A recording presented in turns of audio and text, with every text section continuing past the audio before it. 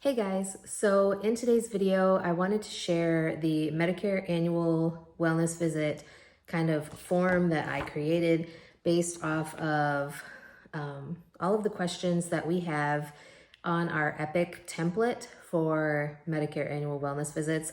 For those of you who aren't aware, a Medicare annual wellness visit is something that is done every year for Medicare patients.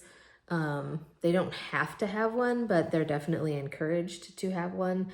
And it's similar to a physical exam, but there's a lot of questions that are involved. And so like the whole reason why I created this whole little form from our template in Epic is because it was taking a lot of time to room patients for our Medicare annual wellness visits. And so I figured a way to save time, but also like make people feel a little less pressured to answer the questions in a certain way was by giving them a form that they can fill out themselves. Like I said, just to kind of take the pressure off of them, because I feel like when people are filling out a form like this, they are much more likely to answer questions honestly than they would be if I was sitting there in the room with them, like asking all of the questions. Because I will tell you, before I started implementing using this form that I made, it was taking probably close to 15 minutes just to room that patient. And the clinic that I work at, they have a limit for how long they are given for Medicare annual wellness visits, and that is 30 minutes. So if you figure that 15 minutes goes into the rooming process, when you have all of these questions to ask, along with a couple of other ones that I don't remember if I actually put in here or not. There were some things that I left out of this form because there's like different assessments that I actually have to do for the patient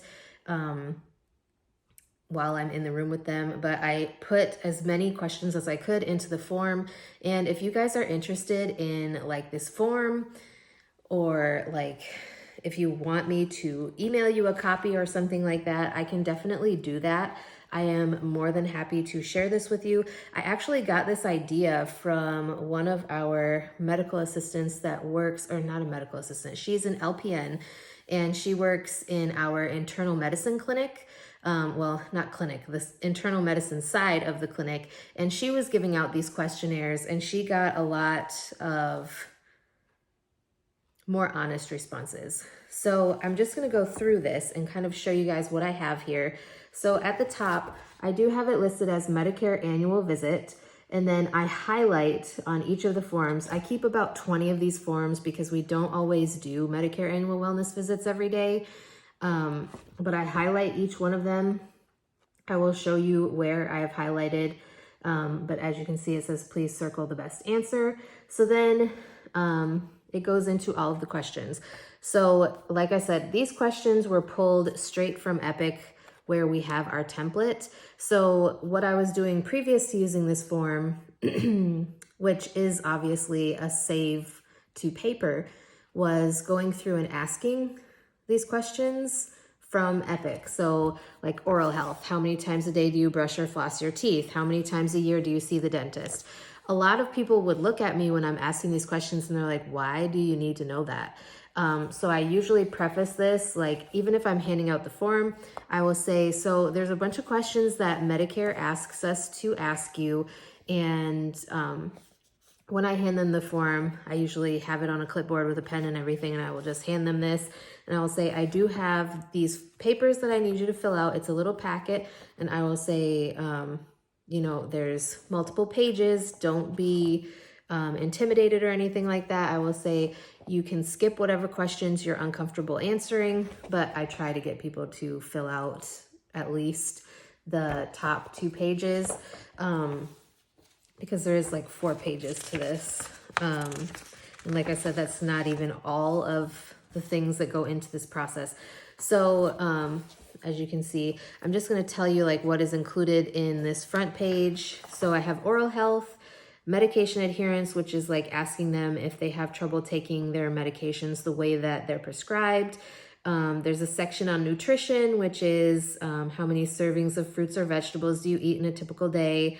Home safety questions as far as like grab bars in the bathroom, handrails on the stairs, a working smoke detector, appropriate lighting, if they have fall hazards in their hallways, if they live alone, do they feel that their balance is steady? Then there's a question that is about their well-being, and it's just in general, how would you say your overall health is? And they can circle, so right here, they can circle any of those answers that they feel like pertains to them. There is one on here about sleep. On average, how many hours of sleep do you get each night? Do you wake up feeling rested? There's one about chronic pain. And then we'll go to the next page here. So this one is activities of daily living. And you can see I do have another highlighted section there. And that is just, please place an X or a check mark in the box noting the level of assistance you need. And like I said, I did create this myself in a Word document, so you can kind of see how that looks there with all of these.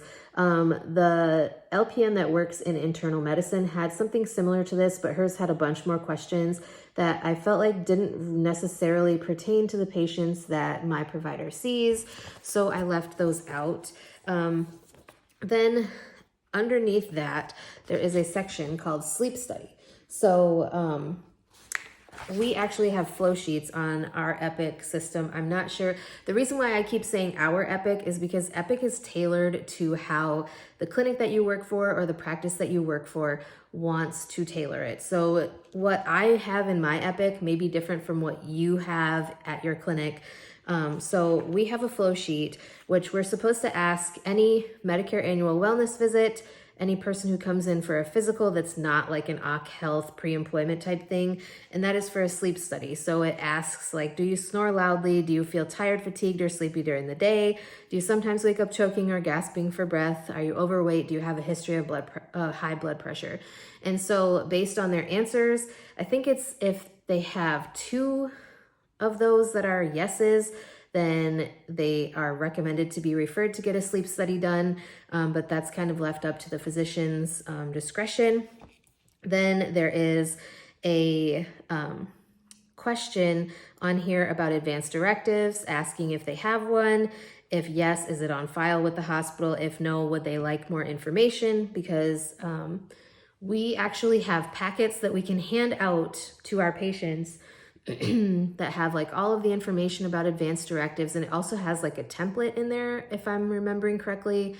It has a template in there so that they can fill it out. If I remember, I will bring one of those advanced directives packets home and kind of walk through that with you if you're interested. Then there's a fall risk assessment, which they're supposed to circle their response that fits to them. I hope you can see that. You can kind of see what that says. And then there is a section on domestic violence and abuse. Those are the questions, like the domestic violence questions are the ones that I do not necessarily feel comfortable asking people, simply because like I try to read the room. Usually if somebody is alone in the room, I will ask them this. But like when parents are there and it's like a well child for a teenager, I don't ask them that. Because I mean, it depends. It depends on the patient and if I know how the parents are. And then like, I feel like some people get offended if you ask their child this, or if you ask their spouse, or if you ask them. So I feel like it's easier to just put it on here instead of having to potentially offend someone by asking that out loud. So then we go to the next page, and this is just your 𝐇𝐎𝐏𝐄9 and �GAD-7. If you guys don't know what this is just a screening tool for depression and anxiety. It has a bunch of questions on there. Let me see, try to let you guys see that. If you've never seen one, I also give these out not just at physicals, but I give them out for any med review of anyone that has or is taking some sort of antidepressant or anxiety or any type of mental health related medication. I tend to give these out just because people don't always come in for their annuals, but it's important to keep on track or keep track of someone's mental health. And then here's the bottom questions. These ones are the ones that have to do with anxiety. I'm trying to pause it there so you guys have a chance to see what that looks like. Just in case you're not familiar with a 𝐇𝐎𝐏𝐄9 and 𝐃𝐎7. We do have a specific teenage version of this. I say we, but there is. We didn't make it, the clinic that I work for. But there is a 𝐵HQA, which is most of the same questions, but they're a little bit different, more tailored to a teenage patient. And then our last page of my packet here is the social determinants of health screening tool. And this is kind of just seeing if the person might need extra assistance. Like there's questions on here about healthcare, like in the past month, did poor health keep you from doing your usual activities like work, school, or a hobby? In the past year, was there a time when you needed to see a doctor but could not because it cost too much? There's also a question that they recently changed this at the hospital I work for. They recently changed and added 2 additional questions. One was about if they've received care at another facility so that we can try to get those records. And then veteran status, if they or a family member have served in the military, because we do have like our county veteran service office that is able to hook up those veterans or veteran family members with additional services if needed. And then they have questions about like food, employment and income, housing and shelter, utilities, family care, education, transportation, personal and environmental safety, and then general is just like asking them if any of their needs are urgent, if they described needing anything, or if they wanted assistance. So you can kind of check that out. I'm trying not to move too fast because I want you guys to be able to see it. And then, like I said, with this packet, there is some things that I left out that I do have to ask in the room, or assessments. Like we do a mini cognitive assessment, which is just like having them remember 3 words, and drawing a clock with all the numbers on it and putting the hands at a certain time. And then, that's kind of like a dementia screening tool. So there is that I can't leave that in a packet. Like I have to actually walk the person through the steps and, you know, score their sheet and then put that into the visit note for my provider. So anyways, like I said, if you guys are interested or would like a copy of this so that you can use this at your clinic, I can definitely email these. Or put it like on a Google Drive file. That might be easier. If I put it on like a Google Drive file and put like a link in the description box or something like that, or in the comments, just let me know if you guys would like that. I can definitely do this because I spent a Saturday when I was working in the clinic in urgent care, and we didn't have very many patients that day. I spent that Saturday creating this form and going through the whole template within Epic to make sure that I had all of the questions. And I do feel like it's helped.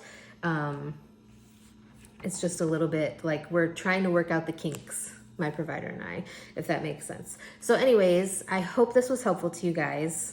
Let me know if there's anything else that you would like to hear me talk about on my channel in the future, and I would be more than happy to do so. And with that being said, I will talk to you guys next time.